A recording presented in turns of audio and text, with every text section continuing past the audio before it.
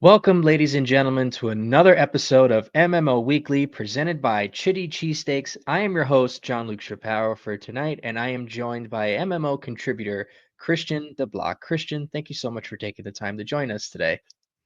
Yeah, thank you for having me. I'm excited to talk some Mets baseball. Oh, and I think the last couple of hours have been sort of a roller coaster ride, so to speak, with this Marlins series. But we're on the heels of the home opener, and it's going to be very exciting at Citi Field. The first home opener for Juan Soto as a New York Met.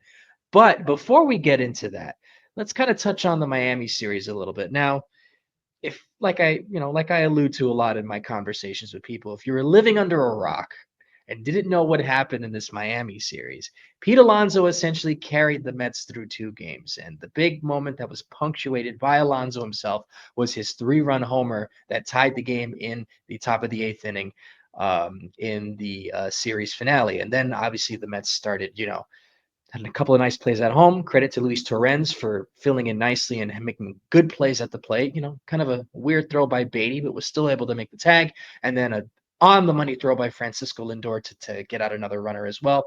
And then in the 11th, you had Jesse Winker walking with the bases loaded. Credit to the Mets for their rally. And then you have Mark Vientos, who grounded out to his best friend Xavier Edwards, who kindly was kind enough to make that error for us and give the Mets the 6-5, 6-4 lead. And even though Danny Young gave up a run, Huascar Brazoban ended up closing the game for the Mets, and they were able to leave Miami with a series win. So just kind of eh, putting it all together, those last couple of games, just kind of give me an idea of how you felt and kind of, because there were certain things that kind of stood Right. out in that series. There was some shoddy defense, but there was some decent hitting, good at bats, but then some really weird pitching. It was a very strange series, so to speak. Yeah. Just give me your thoughts on what happened over the week. It's a lot of good and bad, a mix of both, I would say. I thought Monday's opener was kind of what the blueprint is for the offense to have success this season. A lot of guys contributed. I can, the Jose Siri double kind of kicked things off early in that game. Just getting contributions from the bottom of the order to go along with all the juggernauts at the top is just going to cause a lot of problems if they can, put it all together. But after that, mistakes defensively, I think, was a storyline, from across the board. I know Mark Vientos was very frustrated these last couple of days. And it's understandable. You want to contribute, especially coming off the year he had.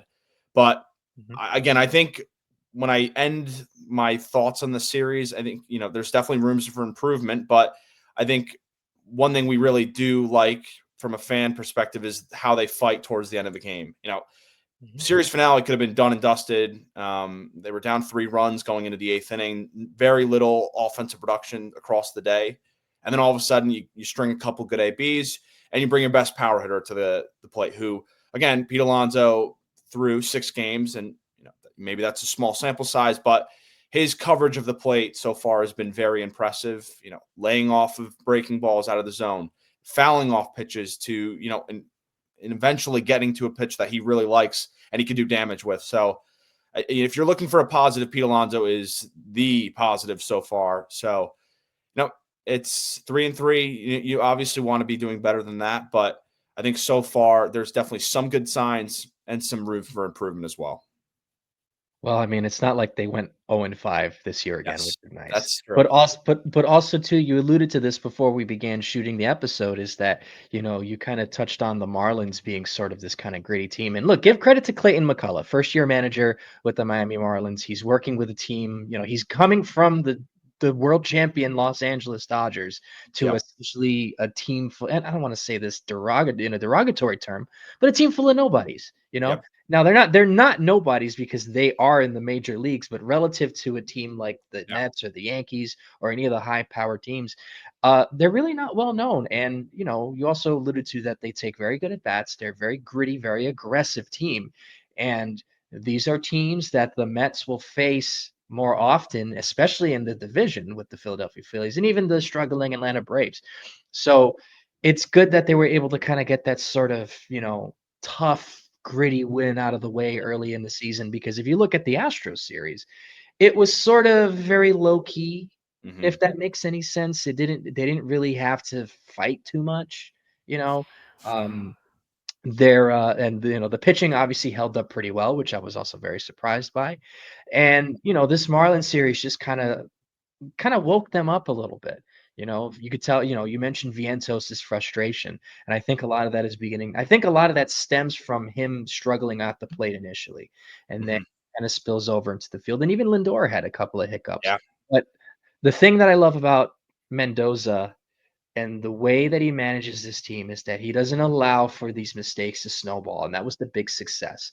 And you can even say that this series was essentially a microcosm of what happened last season. It's like a tale of two teams.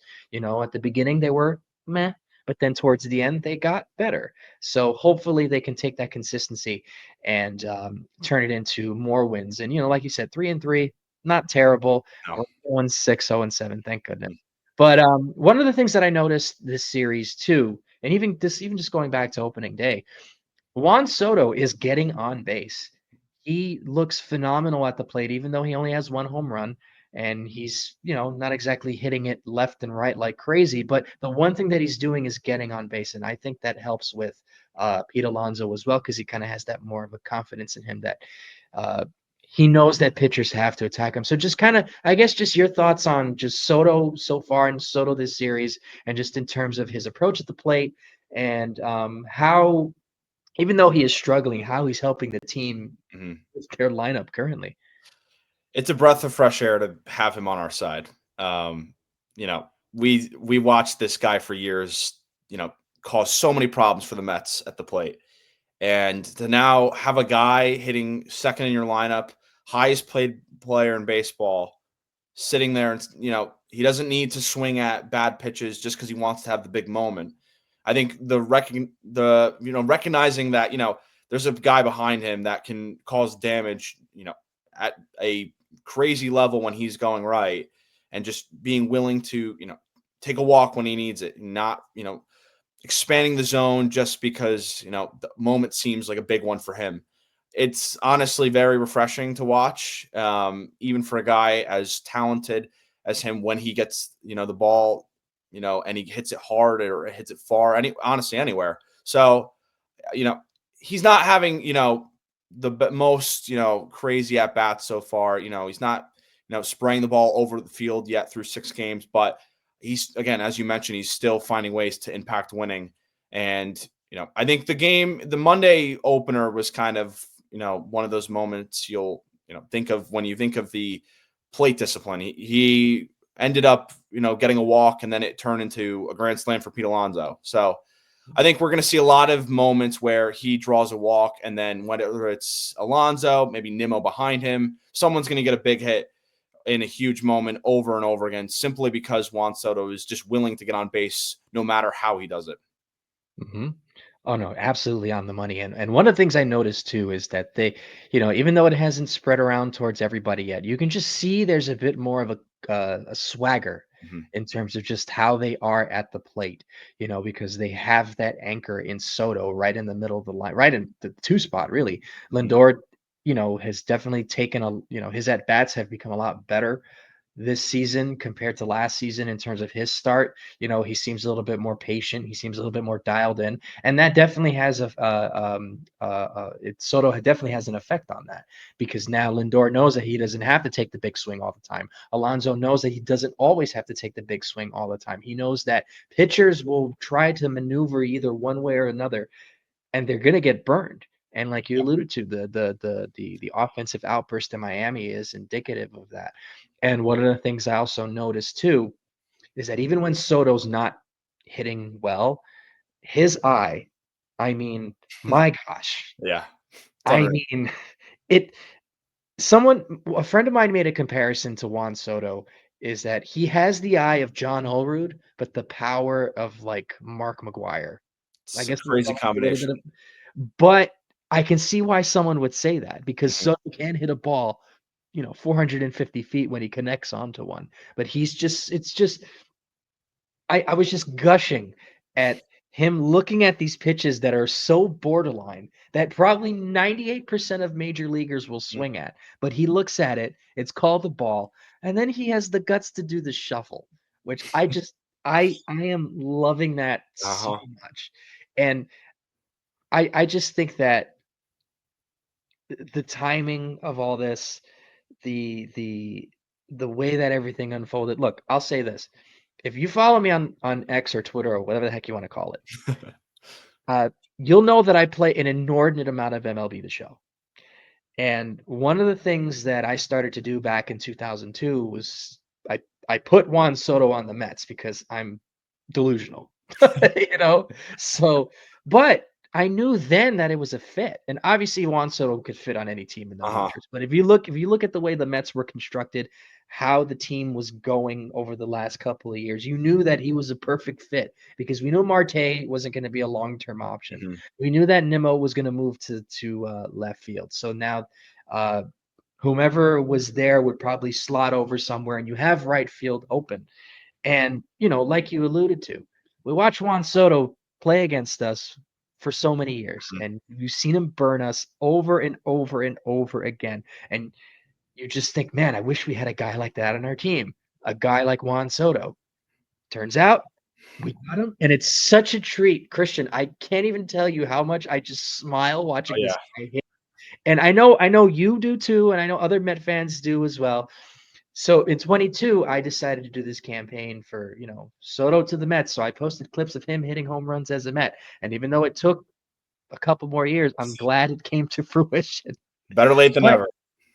exactly. And that excitement, obviously, now, we finally get to see him at Citi Field as a Met. Mhm. I think out of all the stadiums in the major leagues, and you please correct me, I'm excuse me. I'm getting this stat off of something I saw earlier today, and I apologize if I butcher this, but I think City Field is probably, I think he has the best OPS for stadiums that he's played in. City Field is at the top, you know. And Mhm. um, so I guess just transitioning into the next point. So now all of that build up in the winter, the sweepstakes, they did a two-part documentary about it, for goodness sake. You know, the will they or won't they Harry met Sally kind of thing between Soto, Boris, and the Mets. It's finally coming to a head tomorrow, where Juan Soto is going to take the field as a New York Met at Citi Field wearing the pinstripes. Just it doesn't feel real, Christian. It Mhm. doesn't feel real. And I will be in attendance, and I don't know if I'm going to remember the day because I mean, I don't drink, but I just think I'm gonna be in total delirium. And why you're exaggerating. Well, try to be a Mets fan for so long and understand that we don't really Mhm. get many wins like that. So I guess just touching on the excitement, how do you feel? And I know it's probably similar to my Yeah. excitement, but just go through the emotions or the thoughts that you feel about him finally coming to Citi Field as a Met, the excitement that's probably going to happen at Citi Field, and just your overall thoughts on the situation. This is something we've finally been able to Yep. see come to fruition. Just give me your thoughts.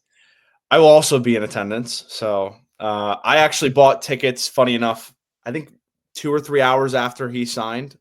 So I was I love it. immediately doing it. I was making sure that I was in attendance no matter the cost. So Mhm. um, I'm thrilled. As someone who's followed this team heavily for close to a decade now, I mean, it's something that will never get old for me. I mean, watching him do press conferences and just taking at bats.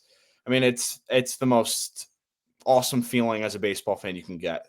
We have great moments that we've had in the last few years. Of course, last year was very cool, but to watch someone of his caliber and just the way he plays and the way he moves, I mean, every movement is just it feels just so different compared to everybody else. So Mhm. yeah, I mean, I can't stop smiling thinking about tomorrow, thinking about the first at bat, introductions. I mean, introductions for other players are going to be great too, but I think his is just going to be on a totally different level. To see City Field packed for most of the season, hopefully all of the season, and tomorrow just so much energy, as you mentioned. I mean, the months and months of anticipation for tomorrow. It doesn't get much better than that. So I Mm. am beyond thrilled for his first day at Citi Field tomorrow. Oh, I can't wait. I'm so excited. I need 3:10 to get, well, not 3:10, 2:30 to get here Yeah. tomorrow. But just to add on to that, um, there was a and I think what also kind of adds to that palpable sense of excitement is, obviously the NLCS, appearance, the playoff run from last year and how magical that run was. And what I'm expecting, hopefully, is so I was at game 4 of the NLDS last year. I was Hmm. also in a few NLCS games, but they lost every one of them I went to. But that's neither here nor there. But just the atmosphere wise, just the way that the team was able to bring us back in, City Field was an electric factory, especially through a lot of regular season games, and in the playoffs. Jesse Winker hits that home run at City Field, the place goes nuts. Mark Vientos hits that home run in the bottom of the first inning of one of the games in the NLCS right after Otani hit his home run. Place is losing its mind. Um, so I can only imagine that the energy will probably be just about the same because they mentioned the spike in attendance or a huge spike up in attendance, and then also the ticket plans were sold out like they said, and just the regular excitement that just surrounds it. So I'm expecting a playoff type atmosphere tomorrow, Hmm. but obviously outside of Juan Soto, there's a game to be played, and there's this whole series to play, and the Toronto Blue Jays are coming into town. And initially, we were expecting, sort of kind of like a triple sort of how can I say like a I can't even think of the word. Sort of like a triple play of things because you had Pete Alonso coming back after, last season, re-signing with the Mets, Juan Soto, obviously. And on the other end of the spectrum, we almost had a Max Scherzer sighting. Right. Right. So that just kind of adds to that. But Scherzer obviously won't be there to pitch on the mound for the Mets, but who will be on the mound for the Mets is Tyler McGill. So McGill pitched against the Astros and he looked phenomenal. I Yeah. mean, he looked vintage McGill from 2022, called upon when we needed him. So I guess just in the sense of your expectations of McGill, obviously the Toronto Blue Jays are not the Houston Astros. So how do you expect his afternoon to go tomorrow? And do you think that his start against Houston was the real deal? It could be.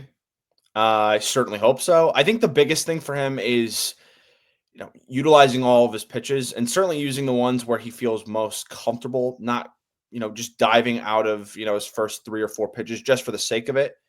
And I think the biggest thing in terms of his, long term, maybe throughout the entire season, his consistency is how he does once he gets to that third time through the order. I know, he as you mentioned, he pitched very well against the Astros. He had command of everything, got out of some big jams in that second game. Mm-hmm. But I think if he can, get through that third, in the first couple hitters and just extend his length, beyond, let's say, five plus innings, get maybe to that sixth inning, get into the seventh inning. I think that's where we will see a guy take advantage of his opportunity. Because again, Sean Manaea going to be out for a little longer than hoped. Frankie Montas going to miss some more time. So the opportunity to solidify his role in the rotation, not just through April and May, but longer throughout the season, is there for the taking. So honestly, I mean, I was very pleased and impressed by what he did against Houston. I think he can certainly do that again tomorrow. And in what better way than tomorrow in front of a sold out crowd to show 40,000 plus in the stands that, hey, you know what, I'm ready to take that jump and finally, be one of the stalemates in the rotation like a David Peterson did last season. So the Mm-hmm. opportunity is there, the stuff is there, the pitches are there. I just think it's all about consistency at this point. If he can, do it start after start, he has a place in the rotation if he wants it. Right. No, 100%. And my only thing with McGill is that I think, and this is just my observation of when I watch. Somebody else could probably have a different opinion than I can, but I think he has these highs where he goes on maybe 1 or 2 games where he does well, Yeah. and then he begins to rely on his fastball too much. And then what ends up and look, he throws 97. Um, and so he does get away with it at times when he uses it, when he's over reliant on it. But then what ends up happening is he'll end up hanging 1 or 2, and that ends up becoming the problem. So I'm not to say that I'm down on him, of course not, Mhm. because I've always really been on the side of McGill whenever he's done well. But I hope that with the pitching lab and with the way that they've approached pitchers in the organization over the last couple of years, that he can just continue to use his stuff and not try to rely on his fastball too much. I call it the Noah Syndergaard syndrome because Syndergaard, he had a phenomenal fastball when he came up in 2015, but but his bread and butter was his sinker. But he began to over rely on it too much. He, ultimately bulked up and injured himself, and he kind of hurt himself in that way. I don't think McGill's going to do that, but I need to see a little bit more consistency from Definitely. back-to-back starts. I mean, he did look well towards the end of the end of the season last year, so I can't totally jump on that too much, but I definitely do see a little bit more of an improvement, and he definitely looks a lot more poised out there, similar to how he looked in 2022, of course. But so McGill obviously pitches game one, and then Griffin Canning and David Peterson round out the rest of the weekend. Obviously, David Peterson, we know we more than likely will get a quality start, but I want to touch on Griffin Canning real quick. We got a pretty encouraging start from Yeah. Griffin Canning against the Houston Astros, and I thought that he was, although it wasn't perfect, I thought he definitely exceeded expectations from what many thought in the offseason. And Canning kind of fits that mold of what David Stearns is looking for in a depth pitcher, you know, where he's got, if you look at all the pitchers that they've signed, they kind of fit this archetype. Max Kranick, Griffin Canning, even going back to utilizing, Jose Quintana with his skill set, even though he Yep. didn't sign him, but it's sort of taking pictures with live arms and tweaking them just a bit. And then, Sean Manaea, again, perfect example of that too, taking pictures and tweaking with with the pitching lab, tweaking their movements, their pitch releases, and Luis Severino too. Yeah. So Canning kind of fits that mold. So I guess just briefly in terms of the two pitchers of the homestand, or at least in Mhm. the series, um, do you think that they'll be able to sort of continue their strong pitching against this Toronto Blue Jays lineup? Because look, I'll say this: even though Toronto wasn't sort of a barn burner last season, they still have incredible talent on that team, beginning and ending with Guerrero Jr. Yep. So, just your thoughts on Canning and Peterson, and how do you think they'll fare this weekend? Canning was an interesting one in the first start of the season. I thought the usage of the slider was very fascinating, just the frequency of it. Because again, his fastball's not, he's not going to blow you away with 100. I think it was touching maybe 95, 96. Yeah, just about. Again, Yeah. so I'm really curious to see how much that changes over the season, and maybe that was certainly a matchup focused thing. Because again, the Houston Astros are very familiar with him, dating back to his days with the Angels. A lot of their major guys had very good numbers coming into that start, and besides a mistake or two, there really wasn't much. I mean, obviously there was a lot of maybe hesitation on letting him face Alvarez I think it was the third time, and Mhm. Mendoza paid the price for that potentially. Maybe in another scenario it doesn't. Mhm. But again, I think he's another one like McGill. If he can take advantage of an extended period in the rotation, maybe there's a case for him to stay in the rotation over like a guy in McGill. So again, I mean, I mentioned I was impressed with McGill. I was also very pleased with Canning because again, he backed up a spring where he was very well and showed a lot of potential in that start against the Astros. Peterson, we know what we're going to get out of. I think he's now graduated to that level of confidence. Mhm. As you mentioned, the Blue Jays are an interesting one because they had a disappointing offseason, I think, by their standards of what they were looking to do. But they have Bo Bichette, who's looked well. Vlad's obviously there. You have some other guys who are looking to make a case to be there long term. A lot of rookies. Andres Jimenez has hit for some power, so they can definitely hurt the Mets this weekend. It's not something where they would come out of the blue and shock us with that, but the Mets, given the arms and what they've done so far, I think the expectation is to get, let's say 2 quality starts over the weekend, whether it comes from McGill or Canning, and then obviously Peterson. So the potential for a very big weekend and a really good start to a home stand would be certainly there for the taking if they want it. Oh, absolutely. you mentioned Peterson, and I just remember when he was called up in 2020, he was this, highly touted prospect. And, it's nice to finally see that sort of come to fruition with Peterson because, who knew all it took was a hip surgery and some adjustments to your Yeah. mechanics, you know, you know, but, and also just with Canning too, you know, again, you look at the type of pitcher Stearns likes to acquire, and I almost immediately knew because I think even he pitched against the Mets. It was either last year or 2 seasons ago. It might have been last season where he pitched very well against the Mets, and I thought, wow, this could be something, and he's already proven it. Mhm.